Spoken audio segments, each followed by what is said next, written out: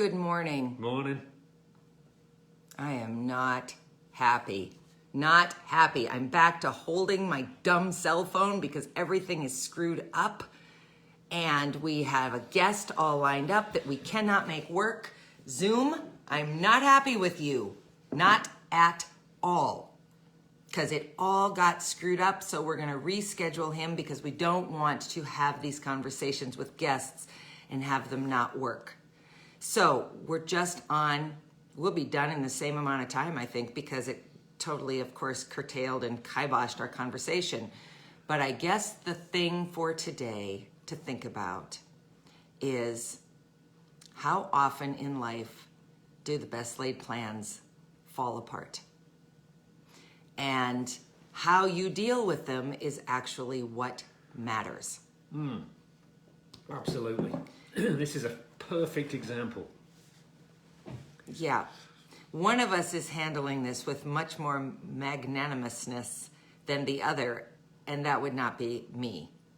Because I'm irritated, because I don't know enough about technology to be able to fix problems, so I need technology to not be a problem, which is asking a lot of technology. Yes, damn you, technology.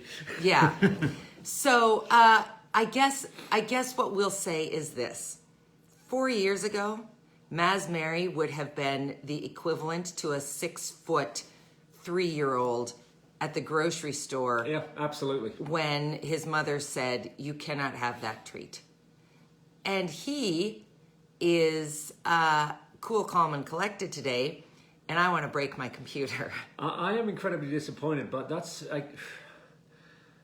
being clear-headed, and I'm not saying you're not clear-headed. I'm not particularly today. It's just, it doesn't, not everything just rolls over me, but it's just, I can take a moment and just think, oh, this is terrible, but hey, keep going.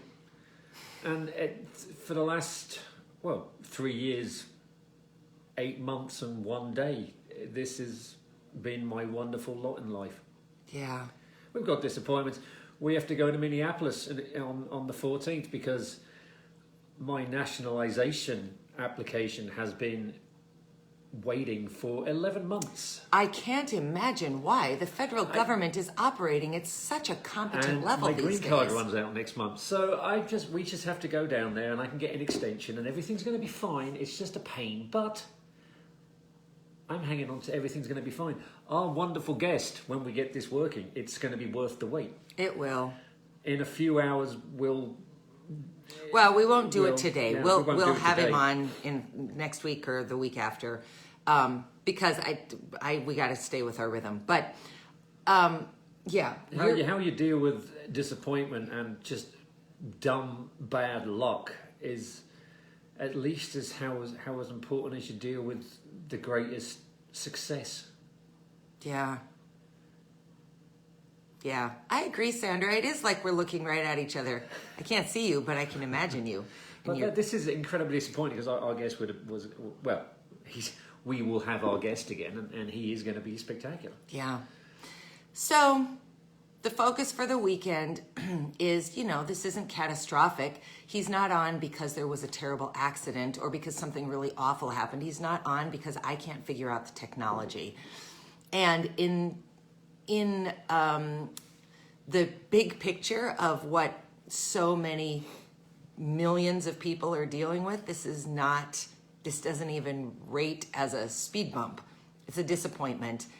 And when you are kind of sound mind and body, you can be disappointed, you can be frustrated, you can feel the stress, but you can manage it. And that's, I think, the important lesson. If you are the person who's struggling with an addiction today, these are the kinds of moments that derail you and push you one direction versus the other. And I've had many of them since I've been sober, and every one of them has turned out all right. You just take a breath. Yeah. And I even remember that I drive Dana crazy with this one sometimes, I think, but you fall down 7 times, you get up 8. It's true.